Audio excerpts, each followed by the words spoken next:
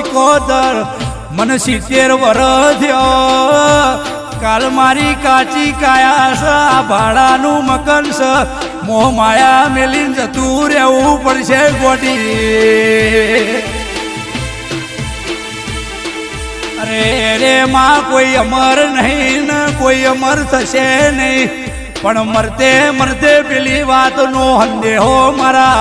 મોતીના કાકડા ચોરી ગયા ખરાબ ફોરે મને કાકડો નહીં જલાવતો મારો મોતી ભુવાના ગણે પરે મુવાગત નહીં જવા